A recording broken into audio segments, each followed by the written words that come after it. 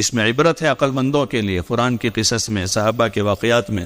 عقل مندوں کے لیے عبرت ہے کہ حضرت ابوبکر رضی اللہ عنہ کو کیا ہو گیا تھا کہ اتنی بڑی ان کی عزت مکے میں تھی، اور ابھی تو ابتدا ہے اسلام کی،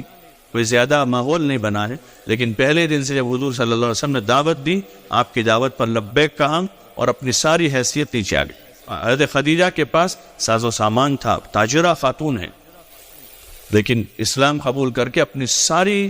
جو عیش و عشرت کی زندگی ختم کر دی، کھانے کے لالے ہو گئے۔ شیب ابی طالب میں 3 سال تک انہوں نے اس کو پسند کیا تھا، بھوک کے ساتھ، فاقوں کے ساتھ، حالات کے ساتھ پسند کیا کہ ایمان بڑی چیز ہے، آخرت بڑی چیز ہے، اگر اس ایمان اور آخرت کے خاطر کھانا جاتا ہے تو چلا جائے، بھوکے رہیں گے، حرج نہیں، لیکن ایمان اور آخرت باقی رہنا چاہیے۔ حضرت صہیب کا قصہ ہے، اپنا مال دے دیا ان کو،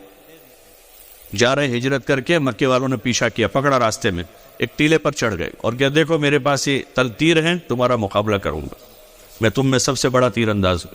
ڈرے نہیں ان سے، گھبرائے نہیں، بلکہ کہ میں مقابلہ کروں گا، ختم ہو گئے تو پھر نیزے سے مقابلہ کروں گا۔ لیکن ہاں ایک بات ہے، مومن جو ہے نا سمجھدار ہوتا ہے، مومن میں ایمان سے فراست آتی کہ اگر مقابلہ کریں گے ان سے تو مدبر ہو جائے گی، شہادت مل جائے، کوئی حرج نہیں، لیکن وہ چاہ رہا کہ ہجرت کر کے حضور کے پاس مدینہ جاوے تو ان کو آمادہ کر رہا ہے، تاجر والی بات کر رہے ہیں کہ دیکھو میرے پاس مکے میں اتنا مال ہے، تم لے لو سارا، 2 باندیاں ہیں وہ بھی لے لو، لیکن مجھے چھوڑ دو۔ تو وہ سودا کر کے آئے، حالانکہ سودا گھاٹے کا ہے کہ مال بھی چلا گیا، باندیا بھی چلی گئی، جو کچھ تھا سب لٹ گیا، گھاٹے کا سودا ہے ظاہر میں تو، لیکن ابھی مدینہ پہنچے نہیں اور جبریل آ گئے حضور صلی اللہ علیہ وسلم کے پاس۔ وَمِنَ النَّاسِ مَن يَشْرِي نَفْسَهُ ابْتِغَاءَ مَرْضَاتِ اللَّهِ، لوگوں میں بعض لوگ ایسے جو اللہ کی رضا کے خاطر اپنی جان کا سودا کر لیتے ہیں، اور حضور نے ان کا استقبال کیا گیا۔ ربیع البیع یا ابا یحییٰ، ابو یحییٰ بڑے نفع کی تجارت کر کے آئے ہو۔ حضور نے کہا تم نے یار بہت گھاٹا کیا، سارا مال دے دیا، اتنی کیا ضرورت تھی واپس مکے۔ ابھی بعض مرتبہ ہمارا بھی ایسا حال ہو جاتا ہے نا، تھوڑے حالات میں گھبرا دے کہ یار اتنا تقاضا تھوڑا تھا کہ تم ایسا کرتے۔ حضور نے نہیں کہا کہ تم نے ایسا کیوں کیا کہ مال بھی دے دیا، باندیا بھی دے دی، اتنا تقاضا تو بعد میں ہجرت کر لیتے تھے، لیکن حضور نے ان کی تعریف کی کہ تم نے بڑا نفع کی تجارت کر کے آئے ہو۔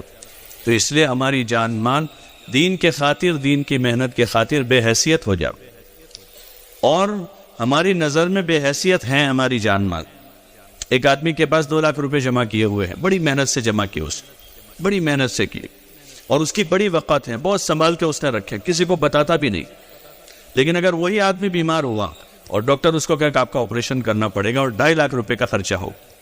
تو آدمی یہ 2 لاکھ لگائے گا نہیں لگائے گا؟ بولو نا بھائی، بے حیثیت کر دے گا، جو بڑی قیمت سوال تھے لیکن دے دے گا، 50,000 کا اوپر قرضہ کرے گا، اپنی ذات کے خاطر آدمی اس 2 لاکھ کو بے حیثیت کر دے دیتا ہے، ایک ہی مرتبہ میں 2 لاکھ جمع کر دیتا ہے کہ لو ڈاکٹر صاحب۔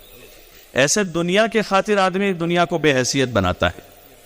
دنیا کے خاطر دنیا کو۔ آدمی کو یہ یقین ہے کہ 2 لاکھ روپے کا زمین کا ٹکڑا لے کر رکھوں گا تو 2 لاکھ دیتا ہے ایک ٹکڑے کے خاطر، سونے کے خاطر آدمی 2 لاکھ روپے بے حیثیت کر دیتا ہے۔ اگر یقین کے ساتھ آدمی اللہ کے نام پر لگا رہا ہے، اللہ اسے ضائع نہیں کرے گا، وہ جمع ہو رہا ہے، انویسٹ ہو رہا ہے ہمارا، اور وہ لوٹے گا۔ حضرت علی کا مشہور قول ہے نا کہ ہم نے 35-40 سال دین کا کام کیا اور اللہ نے ہمیں اتنی دنیا دی ہے کہ اگر 700 سال ہم دنیا پر محنت کرتے تو اتنی دنیا ہمیں نہ ملتی۔ جو صدیوں سے قیصر، کسریٰ اور دیگر جو قرب و جوار کے ممالک فتح ہوئے ہیں، ان کے آباء و اجداد نے جو صدیوں سے جمع کیا تھا، اللہ تعالیٰ نے غنیمت کے طور پر جو مال میں سب سے پیور مال، 1 نمبر کا حلال مال غنیمت کا ہے، غنیمت کے طور پر ان کو دے دیا، اور اس وقت دیا جب تک میں ان کے دلوں سے دنیا کی محبت نکل چکی تھی۔ انہوں نے اس سے منہ نہیں لگایا پھر کہ یہ غنیمت کے طور بھی آوے، غنیمت کے طور پر 1 نمبر کا حلال بن کر آوے، تب بھی یہ منہ لگانے کے قابل نہیں ہے۔ یہ صحابہ ہم کو سمجھا رہے ہیں، یہ صحابہ کی سب سے بڑی کرامت یہ ہے، ان کے گھوڑے دریا پر چلے، اس سے بڑی کرامت یہ ہے کہ دنیا نے ان کے اوپر اثر نہیں کیا۔ امیر المومنین نے تقسیم کیا کہ بھائی اتنا بدر والوں کو، اتنا احد والوں کو، اتنا مجاہدین کو، ان کو دو، لیکن وہ بھی آیا تو انہوں نے اس کو پسند نہیں کیا، بلکہ بعضے تو رونے لگے۔ تو اس لیے ضرورت اس کی ہے، مادے کا غلبہ ہے۔ ہم جن مجلسوں بیٹھکوں پر بیٹھتے ہیں وہ ہمارے لیے ادھائی ہیں، ادھائی جسم کو کھا جاتی ہے نا، یہ باتیں جو ہیں ہمارے قلوب کی کیفیات کو ختم کر دیتے، اور دنیا کی محبت بڑھاتی ہے، عہدے سے زیادہ خطرناک ہے۔ اس لیے ضرورت ہے کہ ہم اپنی قربانیوں کی مقدار بڑھائیں۔ بزرگوں نے بار بار آدمی 4 مہینے لگا،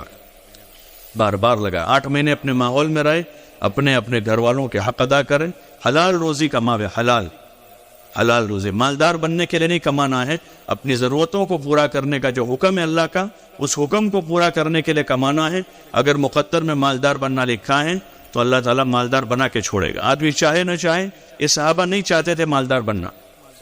نہیں چاہتے تھے، گورنر بننا نہیں چاہتے تھے، لیکن اللہ نے ان کو بنایا۔ تو اس لیے آپ حضرات سے گزارش ہے، ابھی تک قربانی دے ہی رہے، اللہ ہی دلوا رہا ہے۔ جیسی جیسی نیتیں کرتے گئے اللہ نے وہ آسان کیا ہے۔ اب آگے مزید نیتیں بڑھانی ہے، اپنے عزائم کو بلند کرنا ہے، اپنے حوصلے بڑھانے ہیں کہ اس وقت طے کرے کہ انشاءاللہ اپنی جان مال کا زیادہ سے زیادہ حصہ، 4 مہینے 8 مہینے کا حساب نہیں کرنا ہے۔ یہ تو وہ بچوں کی طرح ہیں، بچوں کو دھیرے دھیرے چلنا سکھاتے کہ ماں 2 ہاتھ سے لے کر کھڑی رہتی ہے، وہاں سے یہاں تک لاتی ہے، پھر اس کو واکر میں بٹھاتے ہیں کہ ذرا کمرے میں چلتا ہو جائے، واکر، اور پھر اس کو اور باہر نکالتے ہیں، انگلی پکڑتے ہیں۔ یہ سارا تماشا وہی ہے